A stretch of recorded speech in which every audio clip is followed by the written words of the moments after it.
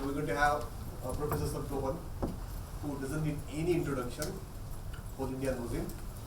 He's going to talk about basically kind of his perspective on this, how to create that innovation hubs in campus, his perspective on IoT, that's perspective on actually kind of partnership between industry and academia. I want to leave with only inspiration and high and dry. So we have an example college where they have done the similar innovation hub for high technology in the campus for last 10 years. So Professor Shattar, Vice Chancellor of KLE Tech, is going to talk about case study, I would say, in terms of how it has happened and how it is created. Followed by, we are supposed to have a lunch, and after lunch Netra discussion about what is Netra in the general kind of perspective, followed by case studies of different colleges, and then followed by a group discussion on from industry, academia and government representative talking about the whole, how do we create ESDM innovation hub in campuses, what are challenges, what are solutions. Because one of the case study member, Gopal Joshi, has some personal urgency, he cannot wait till lunch, so he is going to talk before the lunch his case study on how a world-class innovative product can happen in a campus and deployed in the market outside India, Australia. So he's going to talk about that case study, so that all of us are actually come out of this room feeling that it is no longer a wish list or a mirage. It is happening. Now we all together need to scale it for good of India and good of transformation of education in a unique way. So I'll hand off to Professor Satgopan. Thank you for coming, sir. Director of IIIT, but sure. And no introduction required for sir. So I have 4 slides, 3 minutes each, okay, and 12 minutes, okay. So this is something which is very exciting time we are in, and I don't know how many of you have been listening to amazing speakers yesterday and today morning. So this is an exciting time, and particularly we in the academia, I would say finally our time has come, because we have the biggest resource in the planet called students, and we beat everyone hollow by miles. So United States has 75,000 students in their university network broadly in science and engineering, and we used to have 1.6 million, and the current AICTE chairman said we have to chop a lot of dead wood. He chopped off 400,000. We still have 1.2 million. So 75,000 is having 1.2 million. So we kind of beat everyone hollow. So with that, what is that we can do? So my talk is very simple. So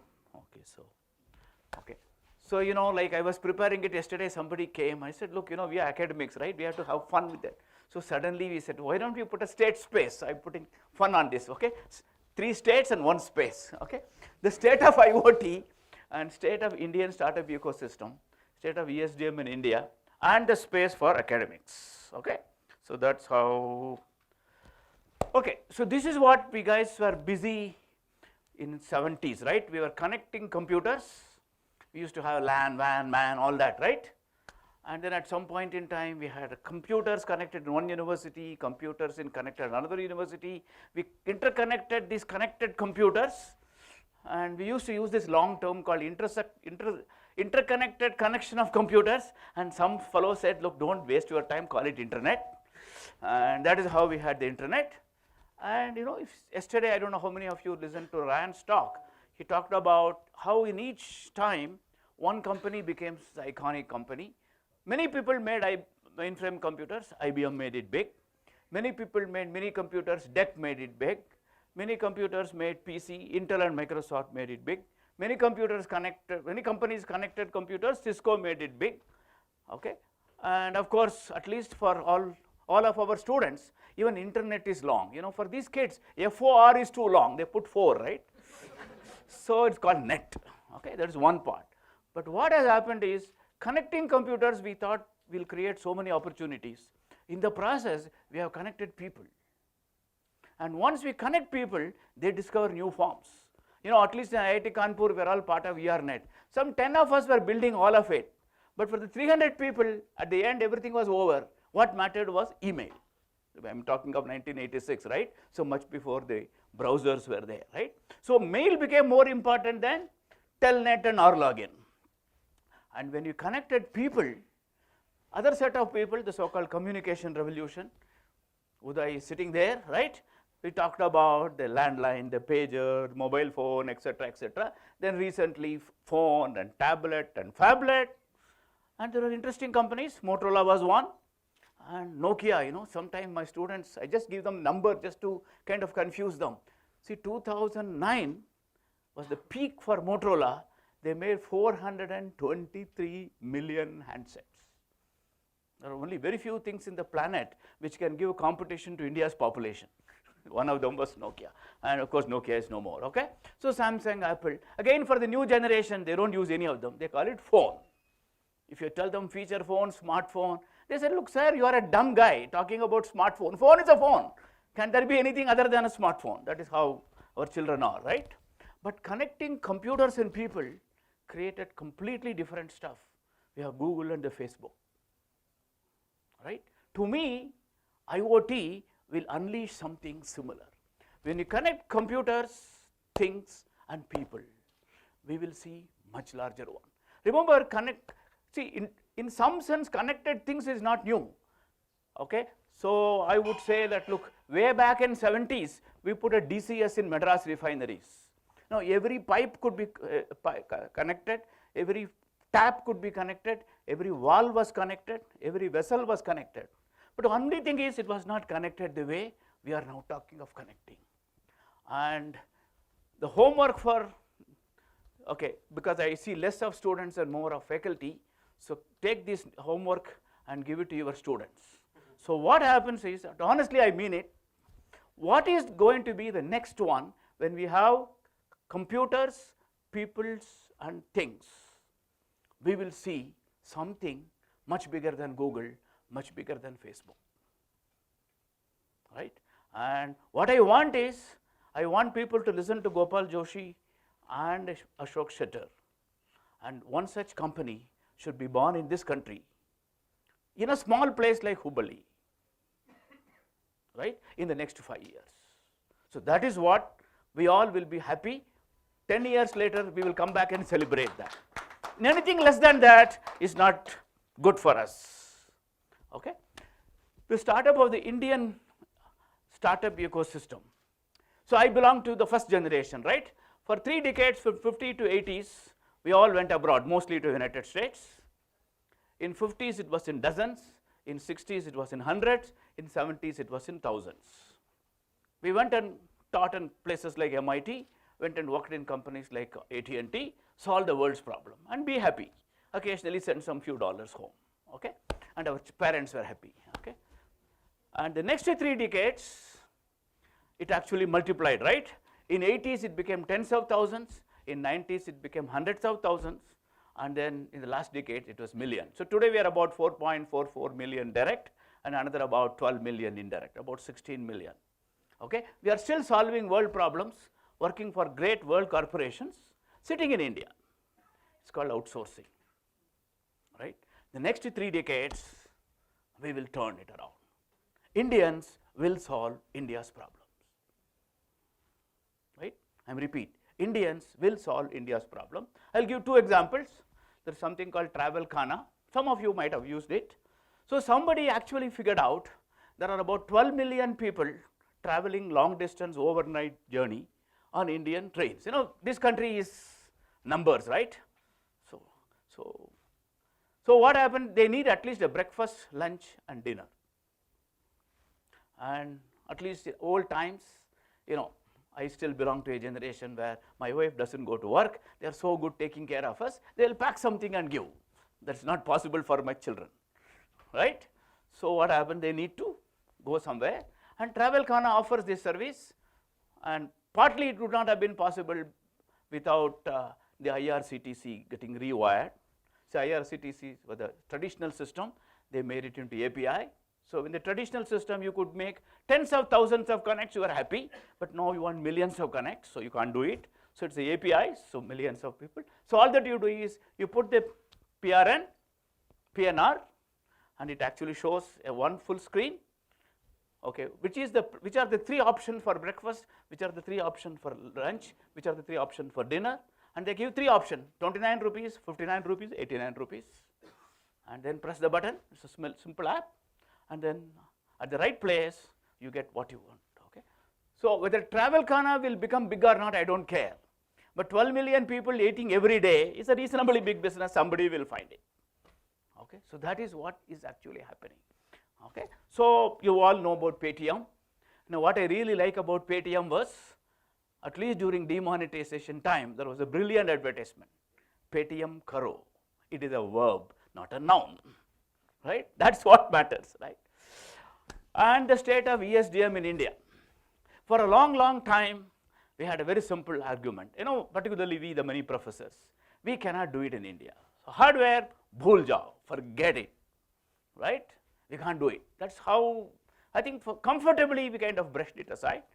I think in recent times, we come up with another stuff. How can we do anything without a fab?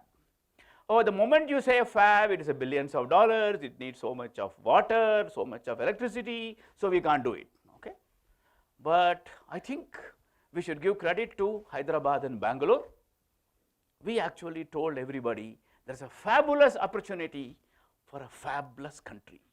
And today morning it was music to me. The head of IBM Semiconductor told me that 2017, IBM has become fabless, right? So I'm not saying we don't need fab. Okay, so we need everything. You know, see, this is one country. So this we need janitors, and we also need billionaires, right? This country needs everything, being the biggest. Okay, so finally there is acceptance, and of course it is very nice yesterday listening to Ron that we are about to be close to the free hardware. At least, you know, many of us got very excited to see Raspberry Pi. You know, it's close to a few dozens of dollars. Okay, so at least close to being free. And of course, you all know Berkeley RISC-V. I actually say Raspberry Pi and Berkeley Pi. Okay, seem to nicely rhyme, right? Hardware, physical, and the entire code is free. Okay, this is the right time for us to take off. Okay, and this is my last slide. Okay. So what is happening in the academic startups? Okay. So one of the stuff which was a learning, so one good thing of being a teacher and being close to students is we get old by year every year. What it means is I get dumber by half. Okay. But you know, even at the age of 65, I still get to see 17-year-old kids.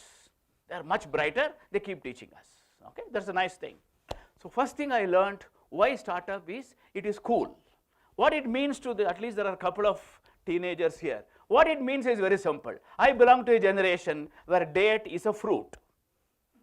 For this generation, date means something, right? So what it means is, until a few years back, I will say until about 2010, okay, if you have a job from Microsoft or IBM, you get a good date. But if you are saying I am starting up, forget it. Okay, but in 2010, it is actually opposite. If you are working for IBM, forget it, boring company, no chance. If you are starting up, okay, you get a date. So first thing is important for youngsters, it's a cool thing to do. The second thing is, these problems used to be formidable problems in this country. You know, when we started our incubation center in 1999, our biggest stuff was we offer space and we offer 2 megabits connectivity. But who cares? My colleague Professor Das keeps telling me, wait for 5G and you will get what is 14.4 Mbps? I don't know, some 2 Gbps, something he will give. So much connectivity, okay. So funds are there. You know, I think most of the IITs, we can actually give IIITs, we can fund up to 25 lakhs. No big deal, okay. So funds are there. And role models are there. Vivek is sitting here, right? Okay, he actually tells the world, and of course, you are actually going to listen to Gopal Joshi. So in Hubballi, Dharwad, small places, you can actually create. So that is no big deal, okay. And of course, right in this city, there is a person called InMobi founder, okay, Tiwari, Naveen Tiwari.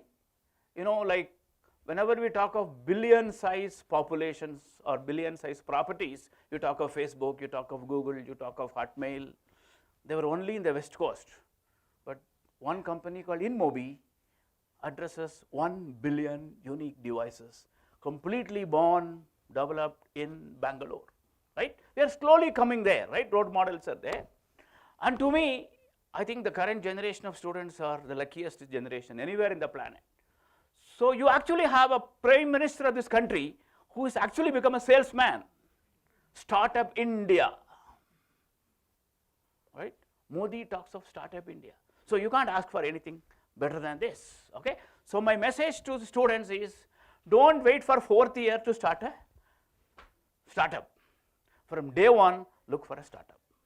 In fact, I would expect 3-5 years from now, the choice of students for a college would not be based on the package they get at the end of 4th year, would not be based on IBM and HP coming to them. Okay, do you have startup opportunities? I think that is what you need to do.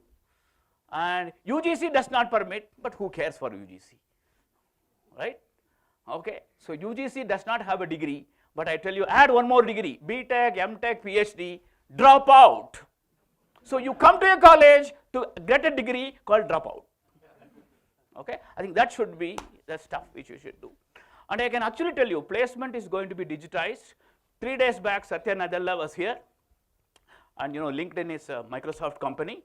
LinkedIn is starting from India. They are digitizing placements. So you don't need a placement office 5 years from now. LinkedIn will take care. Okay, so jobs will chase the students. Students don't have to chase the jobs. Because you all see, right? You know, LinkedIn today will write a profile for you. You don't have to write a CV. You keep filling it up, it prepares the CV for you. So it can actually get a job for you. So you will actually, okay? And most important thing for students is both success and failures are recognized. In fact, companies like IBM, IBM is an amazing company. If you have started up and failed, they will be after you because they think if you have only been successful, you are likely to become arrogant and not, or stopped working. If you are failed, you are likely to be a much hard-working fellow, and you will be a great workaholic, okay? And they would want it, okay? And this is what I expect 5 years from now. The companies will not really waste their time and your time called day 1, day 2, day 3 and all, okay? They will be outside the incubators. They will be in the places of hackathons, makeathons, okay? All that. And they will actually mark your GitHub contributions.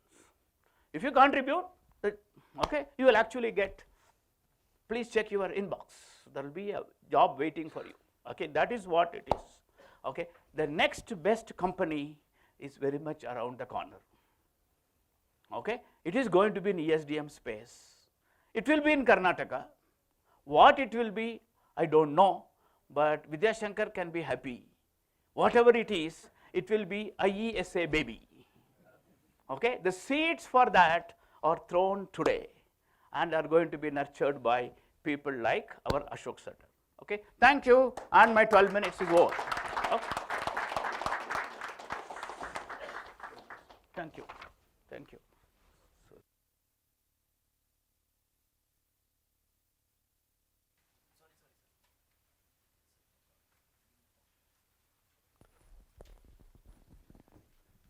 Hello. So thank you very much for really inspiring all of us that a startup company, great company will happen from India, from tier 2 city, and it will be in ESDM. So appreciate your words of wisdom for students as well as the faculty here. I'll hand off to Professor Shattar, Vice Chancellor, KLE Tech, and I'm sure he will kind of mesmerize you with what he has done in the campus.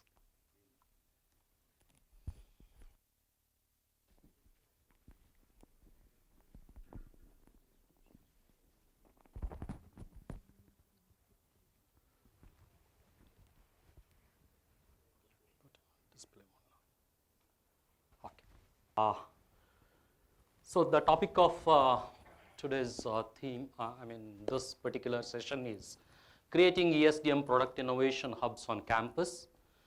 I would rather say it is not just product innovation. The hubs need to create entrepreneurship and product innovation hubs across our campuses.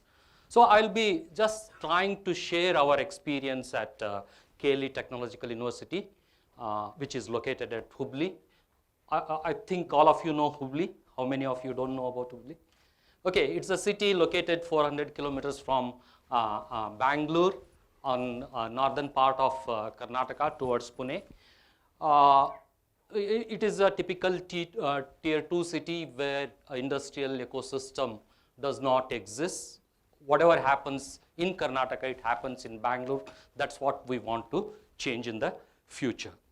Now, when we talk about the entrepreneurship and innovation hub in Indian campuses, we look for the model. What is the good model that that we can replicate? That's what is the usual tendency. I mean, we look outward and try to see what is happening globally and how universities are trying to make this happen.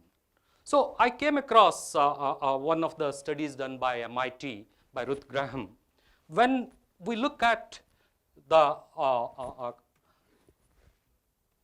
work of the universities in this space, if we ask the question, which are the most highly regarded entrepreneurial universities in the world, top 10. Okay, this is on.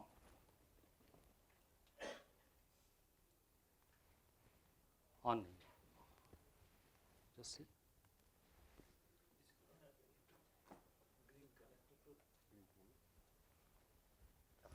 Okay. So this is the study I am referring to. Now, as you expect, MIT and Stanford are there at the top, and University of Cambridge is at the third place. And definitely, you have every other university, which are quite popular in engineering education. So this is the list. Now, when you really look at what are the characters or what are the critical success factors that help these universities or enable these universities to grow the entrepreneurial ecosystem. So the study also comes up with the critical success factor, what made these universities successful in promoting the entrepreneurship. So the first is institutional entrepreneurship and innovation culture. The second is university research capability. Then third is government support. Fourth is effective institutional strategy and leadership. I mean, institution has its own very focused strategy to promote entrepreneurship as well as innovation. And the most important is powerful student-led entrepreneurship drive. In many of the universities, we observe that it is not the university that pushed this particular drive. It is led by the student community itself in the first phase. Later on, universities took over it, tried to promote whatever students started. Those examples are also there, like the university in Finland. So when we look at these critical success factors, what are the realities of the Indian campuses? Okay, so if these are the critical factor, typical Indian engineering institution or a typical Indian campus, which is not probably IIT or a triple IT, what is the reality of it? In most of these factors, we are weak. Okay, most of us are not research-focused institution. We don't have a very focused, or we don't have that entrepreneurship and innovation culture within our campuses. And at the same time, today the government support is good, but still in the implementation stage, still there are a lot of gaps. And how many of our institutions consider this as a strategic priority? That is effective institutional strategy and leadership. How many institutional leaders think as a priority for the institution?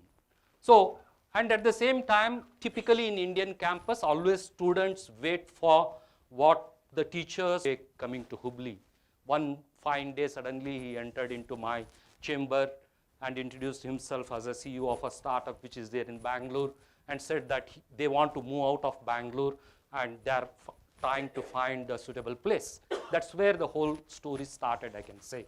So somehow both of us, me and my leaders and Vivek and his leaders together saw some value in this collaboration, and Sankalp moved into the campus, and by 2010 it became a $1 million company with 100 engineers working for it in VLSI analog space.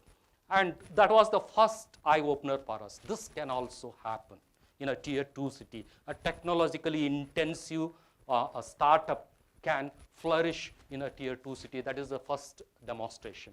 I mean, we started dreaming then. Meanwhile, I got a mail from one of our mentors. Probably many of you have heard his name, Desh Deshpande. Okay, he sent me a mail in 2010.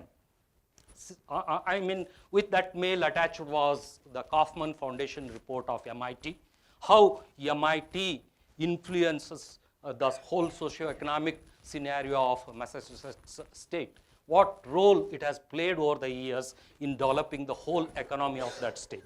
Kaufman Foundation report, he sent me, and in only one-liner was there in that mail. Ashok, can BVB do something like this? This was just a one-liner mail. Okay, so we started. I mean, already Sankalp success was there. Now this particular mail from Desh made us to think. Me, Vivek, and several of my institutional leaders started thinking, can it happen? We knew very well that we are not MIT, we are not Stanford, we are not a research institution. We are a humble, good engineering college in the tier 2 city. That's all. So can we follow the model of MIT, what it is today? Can we follow the model of Stanford? No. So we kept on brainstorming. Believe me, whatever happened, it is just not an aha moment. It was a rigorous 2 years of exercise we did to come out with our own model. But while doing that, okay, we looked at the whole educational space across the globe, okay, and our own assumptions. So whenever we talk of education in India, we always say that there are two mandates. One is knowledge transfer, and there is research.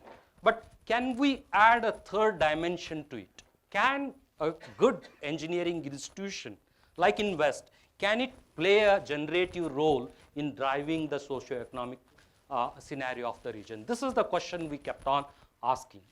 Okay, so the first question we asked ourselves was, can BVB, now today it is KLE Technological University, in 2010 it was called as BVB College of Engineering and Technology, can BVB directly impact the Hubli Dharwad economy by creating entrepreneurial ecosystem? The second question was, you see, being a tier 2 city is a challenge. Because industrial ecosystem is not there, your students cannot get exposure or first-hand touch with the industry. So if we are able to create that entrepreneurial ecosystem, can this ecosystem be leveraged to enhance the learning experience of the student? This is the second question we asked. The third was most important. While doing this, can we develop a model for India which is suited for a typical tier 2 or tier 3 city? These were the three questions. If we succeed in this, okay, so can it become a model for Indian tier 2, tier 3 institutions? So in hindsight, I mean, just I'm recalling that whatever success factors we saw in that MIT report, in a way, unconsciously, we, practiced or we focused on many of them, but in a different sequence, I can say. So how we went about in creating what we wanted to create. Okay, in the first phase we said, okay, if we'll bring focus, we'll make this as one of the priorities of our institution. We said that in our strategy, we'll say this is a top priority. This is something which we want to do. From there, let's try and build institutional EI culture. How we'll do it? We learned it hard way. Third, student-led initiatives. Definitely, we can't become a research university overnight. We knew it. So whatever we do there, it takes time. So keep building on it, but don't wait for it. Okay? So don't depend upon the government support. Okay, what DST gives, what state government, don't depend. Whatever is possible from your side, in the phase 1, you try doing it, later on think about the government support. This is what, in hindsight, when I think about our journey of last 6-7 years, I feel that all the success factors unconsciously we dealt with, but we did not know that these are the success factor then.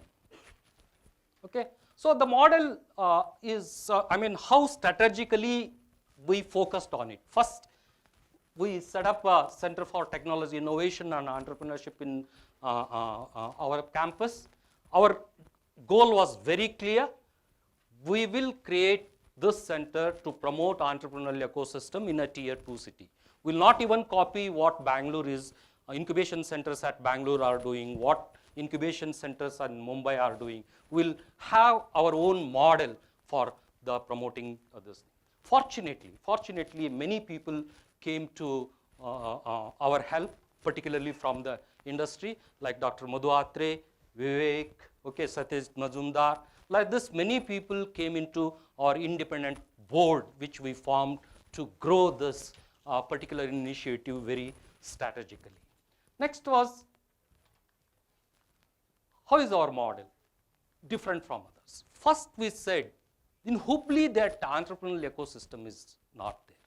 As an academician, we alone cannot create it. So in the first phase, let us attract and support the external entrepreneurs. Somebody moving out of Bangalore, somebody want to have their development center outside Mumbai, somehow try to attract and support these entrepreneurs. Okay? Once they come into your campus, use their presence in the campus to drive the student community. This is our model. So in the first phase, we kept on focusing on senior serial entrepreneurs who were connected to the region by creating certain value proposition for them. So in the first phase, we tried to, why somebody wants to move to Hubli? Why somebody wants to move out of Bangalore or Mumbai? There are many reasons. Sometimes, for some people, we used our regional connect. Their emotions we tried to tap. That is, they are from Hubli, Dharwad. They have already a company in Mumbai. Okay, they want to have another company. They want to start another company, but used our emotional connect to attract them. Say, hey, you are doing something good for the region. You can always visit your parents here. So like this, we use that tactics, but at the same time, we created other value proposition like free workspace, free support facilities, and most important is the connect. This is what is the value proposition a campus can create for the startups. So connect startup, student, and faculty. The synergy has to come in. The startups should see the value in it. Okay, so like this, we Sankalp was already there. Then Navya Biologicals came in. Then Athena came in. Then Highway Communication. All these were senior entrepreneurs or serial entrepreneurs who came into our campus. Then, one example I will give. What is the value proposition? Why the senior or serial entrepreneurs want to? Our experience with Highway Communication, today it is called as GDV Australia. Later on, my colleague Gopal Joshi will be expanding on this case study. Okay, one Mr. Pramod Ulagadi is from Dharwad, working in Japan for 25 years in NEC. Then he moved on to Australia. So when he was visiting Hubli, Dharwad, we casually met him, had discussions, and he was thinking of starting his new venture.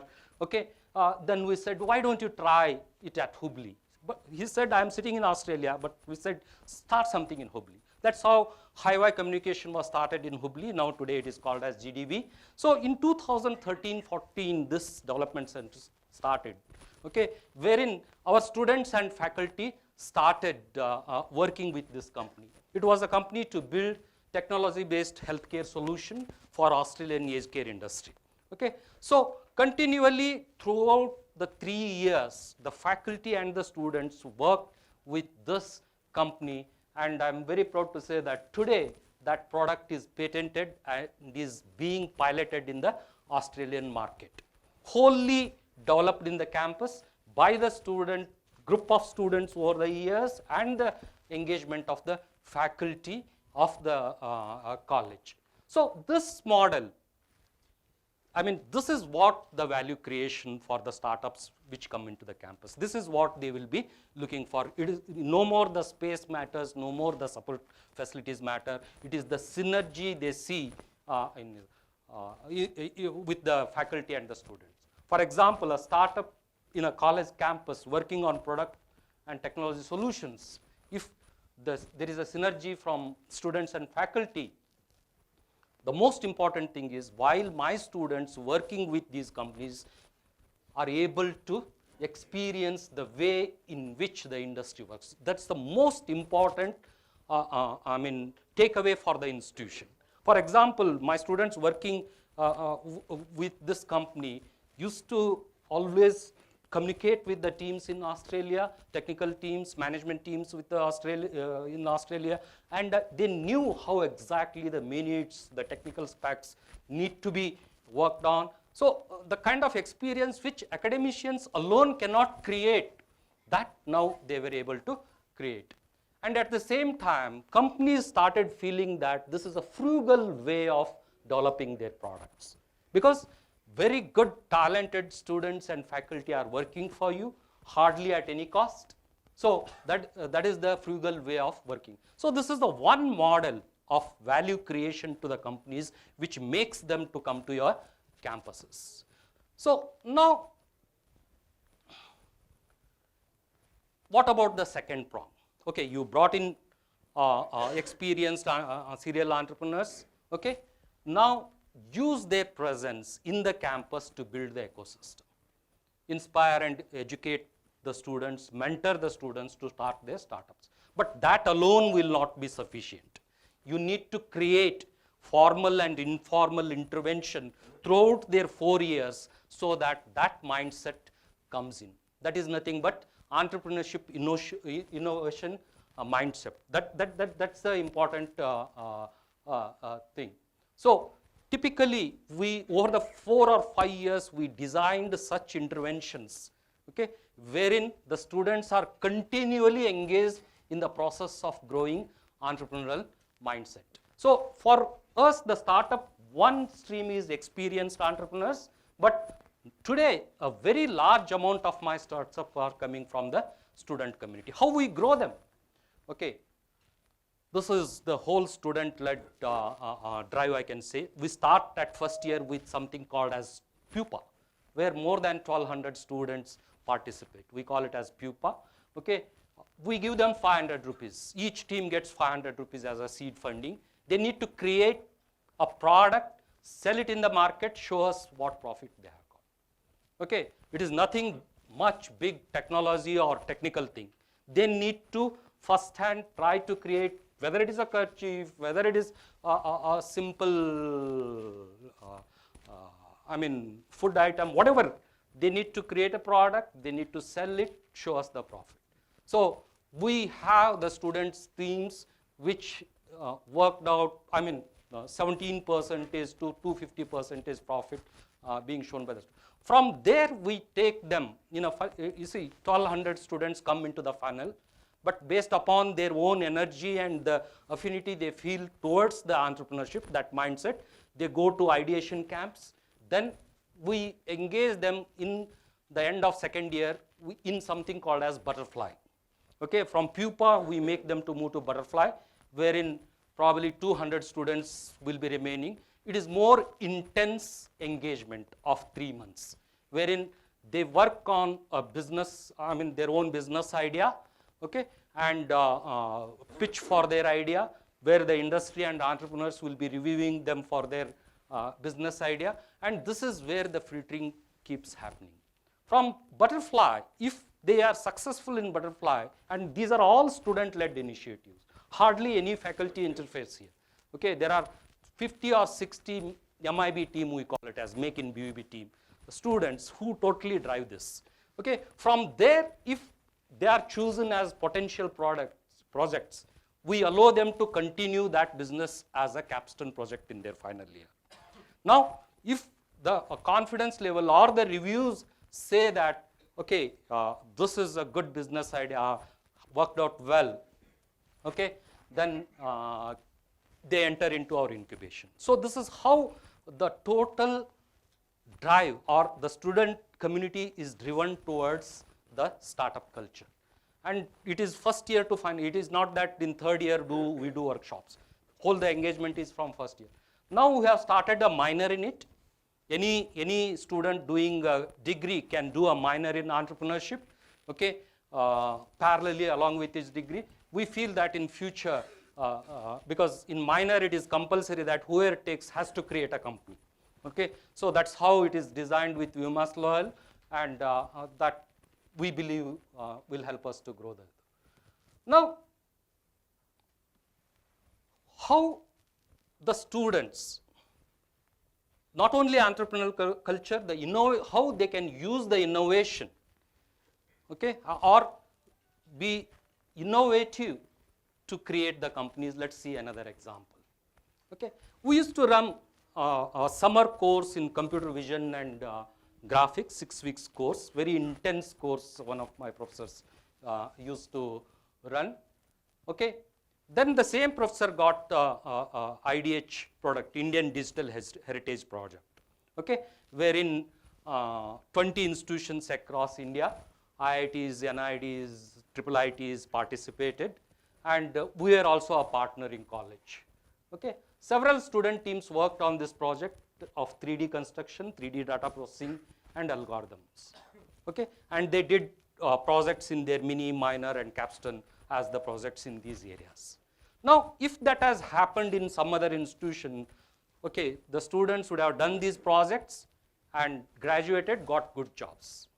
Okay, but the student teams which worked on this, very strangely, because of the culture that developed over the years, okay, 2 startups were started by these student teams. 2 successful startups were created by these students who worked on IDH project. One is a Labin app, one of the top 10 educational startups in India.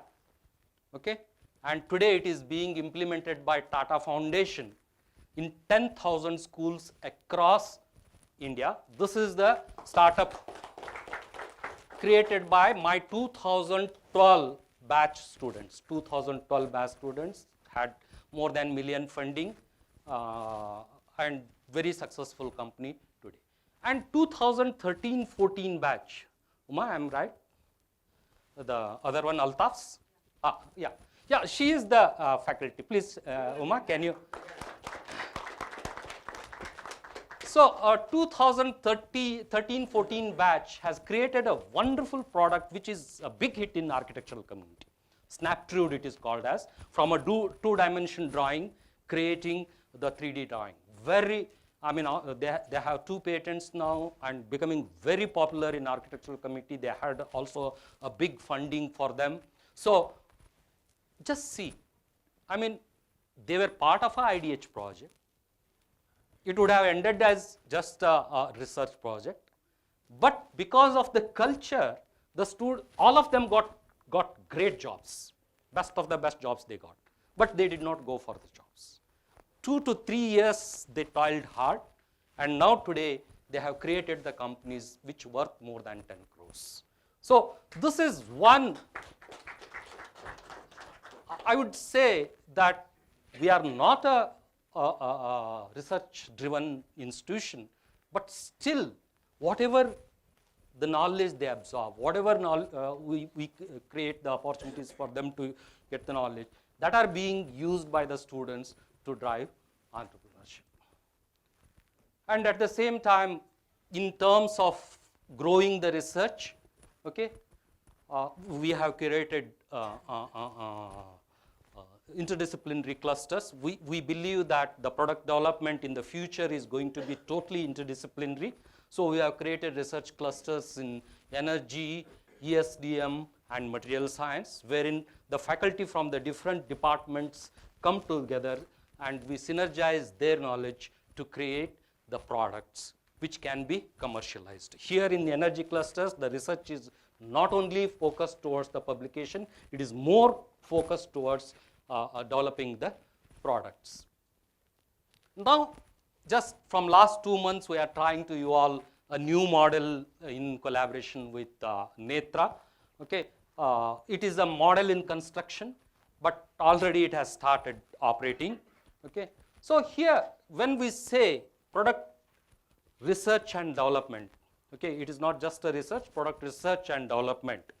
So we are looking at two partners here, university or a college and industry in ESDM space.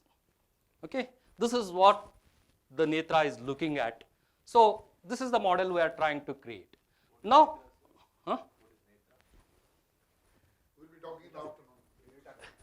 okay, it is a creation of ISA which they are trying. Taiwan ITRI model, we are trying to do how we can do it in India as Netra model. Whole afternoon. So already we have tied up with a ESDM partner industry which is running in Bangalore with 100 plus people in ESDM space. So this industry will be creating a development center at campus, and the institution will be putting a dedicated faculty group. Particularly when we were working with the companies, we found that okay, partial sharing of the faculty sometimes kills the initiative in the initial stages, because faculty is very busy in teaching, in his research work. Our thing, I mean, with industry, his priorities are last. Okay, so in this, as this, I mean, initiative was very important, we said we'll put a dedicated faculty team here.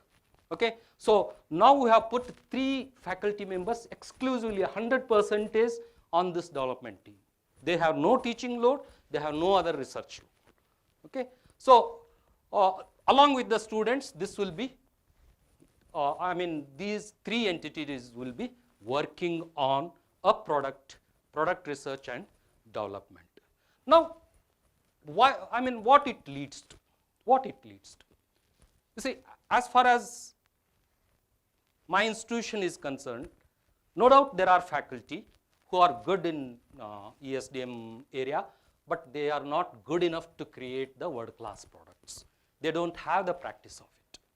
Okay, now I need to create that human capital, not only good in academics in the knowledge, but also using that knowledge to create the products which can be world-class products. So by this, we hope that in 2 years, we'll be able to create that kind of faculty who can actively engage with the university in creation, with the industry in creation of the product. So from here, from this relationship, we hope that we'll get experienced faculty and at the same time, talented student community in ESDM space. So once we have this, the talented group of students who are trained in ESDM through these projects, and the faculty who have actively full-time worked with the industry, they will be able to support a ecosystem, I would say ESDM ecosystem, which will give rise to many more startups, or which will support many more startups within Hubli campus. This is the plan we are working on. Already the first part has started, several projects are being run now, and collaboration with industry is happening. And we have to wait. Nothing happens overnight. We believe that for us to develop that kind of competency, it may take 2 years. But after 2 years, we'll be in a position to deal with multiple companies, multiple startups to support. So this is the evolving model, and in a nutshell, I mean, today in BUB campus, there are 38 companies, okay? And believe me, from none of them are app companies or anything. There are companies in biomaterials, there are companies in drones, there are companies in VLSI, there are companies in ESDM space. Across the horizon, serious technology companies are only incubated in BUB campus. Okay. We have enabled more than 400 engineering jobs in Hubli. For Bangalore, it is a very small number, but for a tier 2 city where industrial ecosystem does not exist, 400 engineering jobs are big. No other industry in Hubli has got more than 20 engineers.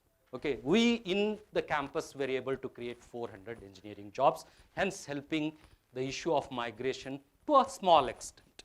Okay, and more than 600 students work with these companies. This is very important.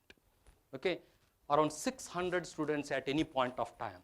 120 odd may be on internship, but the others will be doing the projects with these companies. They work with these companies, and they are able to get a great learning experience. And we are very happy that we are able to create 200 crore plus companies.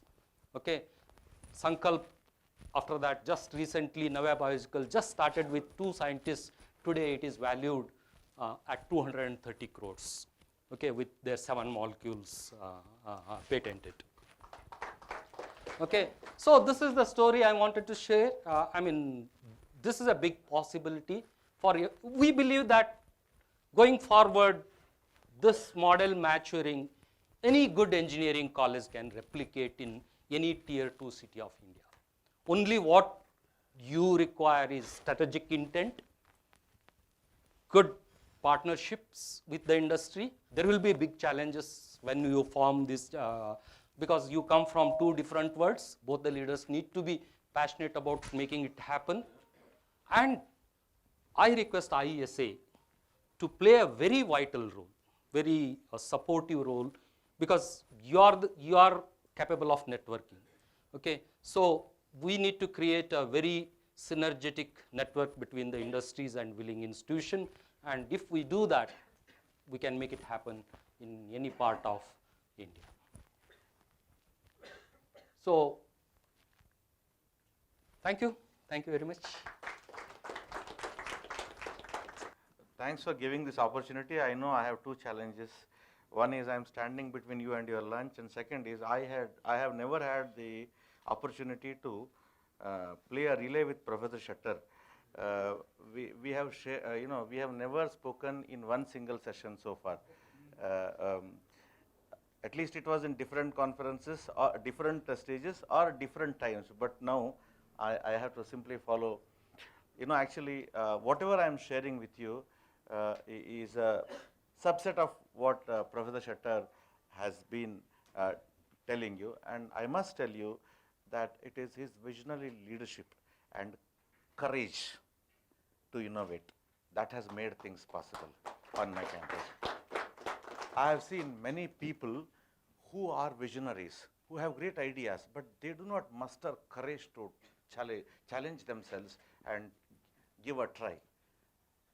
The difference that we are able to see on my campus is fundamentally because he has vision and he doesn't mind if he fails.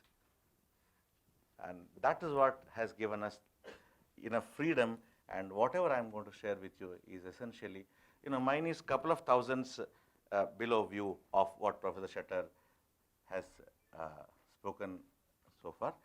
I must tell you, few of these slides are done by him only for a different conference. Actually, interdependence of academia and industry.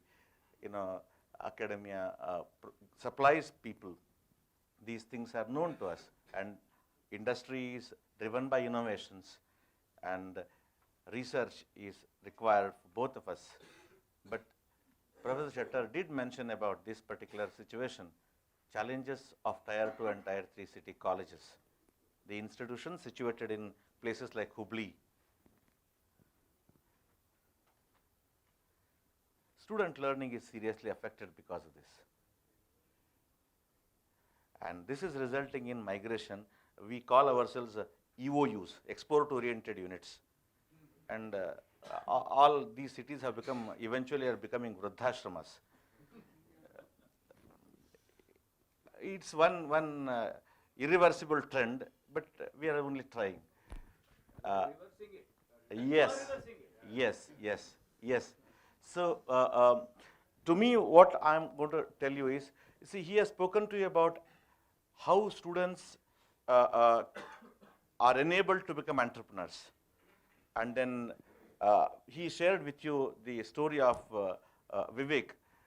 But the story that I'm going to share, the 2 case studies that I'm going to share with you are, one, an established company, Bangalore, Fairfax, Virginia-based company having the development center in Hubli, how they came, and it is a services company, and we worked with them in building a product. That is one story. Second is an individual in his second innings becoming an entrepreneur.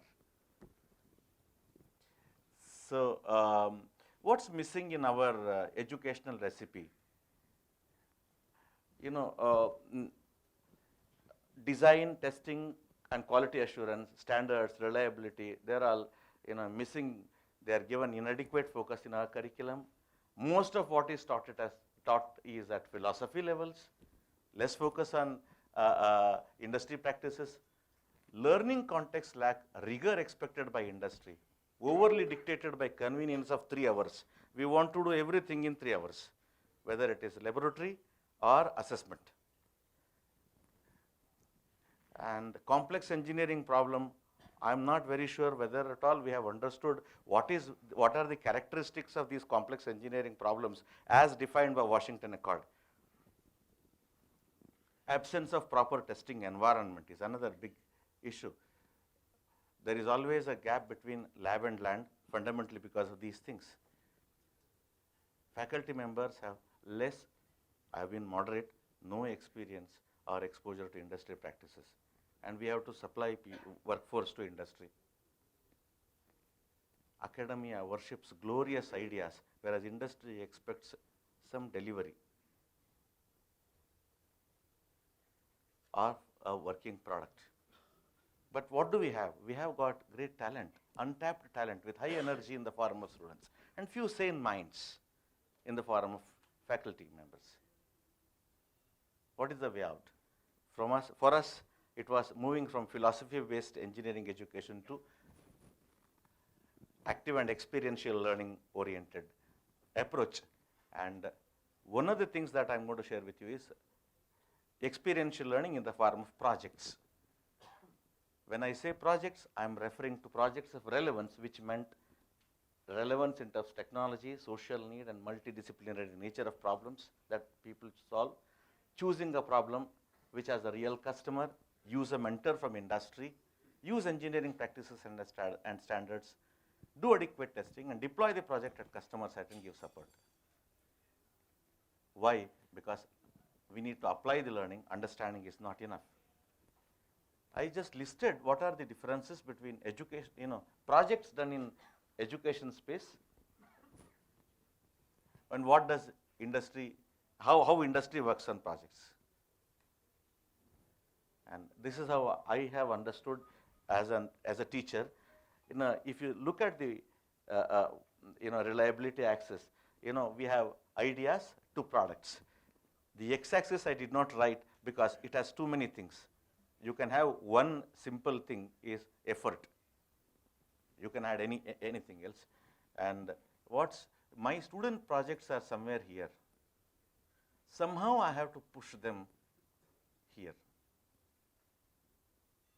What is it I need to do to push my student projects there? That's how our effort started. In this context, I'm going to share with you 2 examples. This is Ion Idea is a Virginia Fairfax-based company. They have their development center in Bangalore. They wanted to come to Hubli. Professor Shatter invited them, and they came. And once in a meeting, I committed a mistake of inviting them to throw some research problems and innovative product ideas. And I told her, you can use the institution as low-cost innovation center. This is one. And she had a hearty laugh at my statement. Said, Professor, we are a services company. We want dollars to trickle into our account every day. We cannot afford to invest in products. And I felt humbled. She was moderate in saying that, but then with the same company, we started working. We used our MTech students, and this particular slide shows our journey with that company in the last 4 years. And this is one of the outcomes. This particular product is a software tool which helps people design curriculum using outcome-based education practices. And it has about 40 customers in India, and then it has got to Malaysia also now. And half of my that particular batch of students were absorbed by that company, and today they are playing leadership role in that company. They are staying with that company. It has made great business sense to the company, and our people are able to stay in Hubli and make good of their life. They are getting salary comparable with Bangalore, and they are getting intellectually challenged, which is also equally comparable with Bangalore. And this particular story Professor Shutter mentioned to you, essentially it is building, we started off with the measurement of vital healthcare parameters for Australian aged care industry. But today it has transformed itself to be a healthcare ecosystem, where as a solution it is being given to retirement villages in Australia. It is using mobile and cloud technologies. We use BLE. The story started like this. Pramod, whose father is an alumnus of BVB, he is from Hubli. He wanted to do something in Hubli because he had done enough in his professional career, and he was feeling, I have nothing else, I must try something new. And Hubli was his call. He came during Diwali, and then why not try?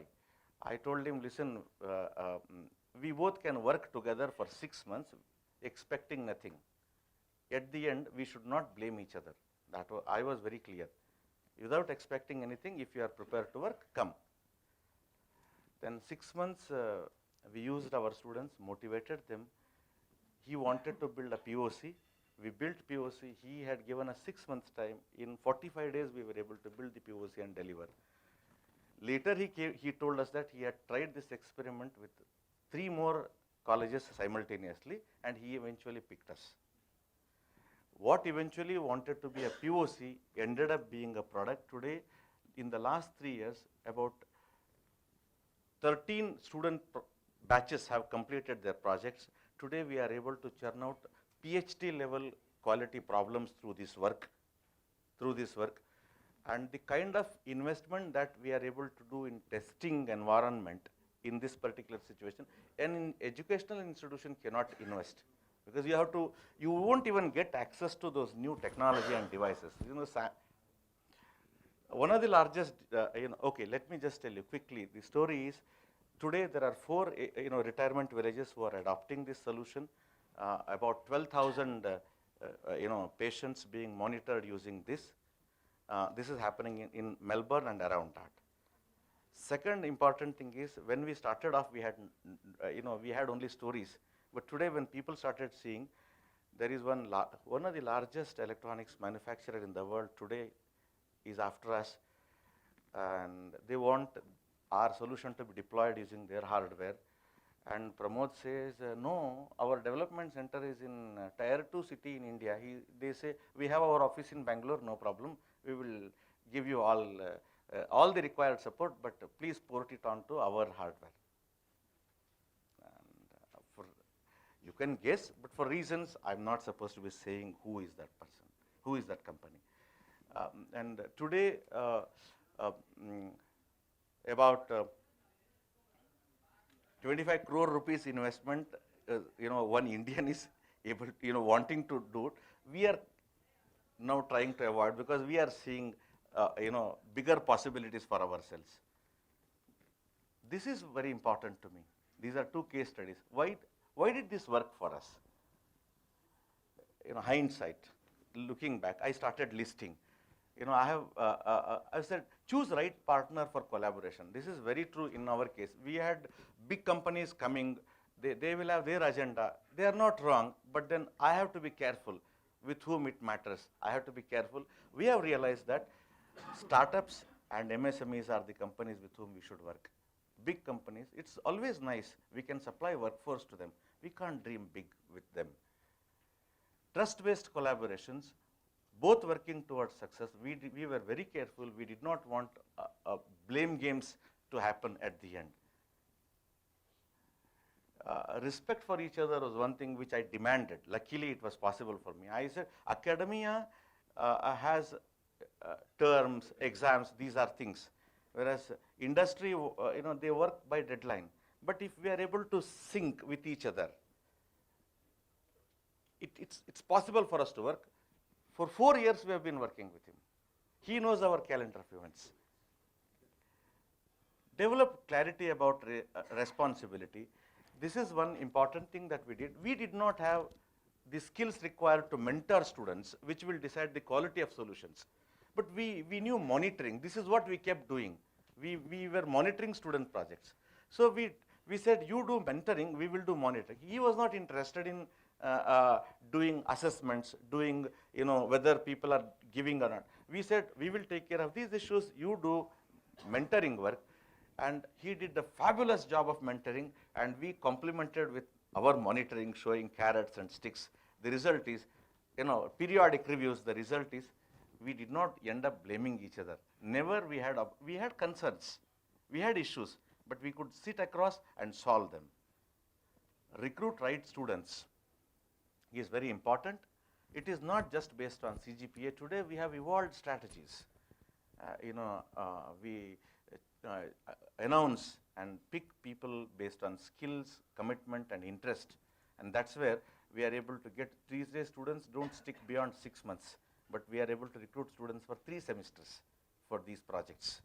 Those of you who are working with students, you will know it's extremely difficult to retain them for beyond 4 months. After exams, they will not be interested.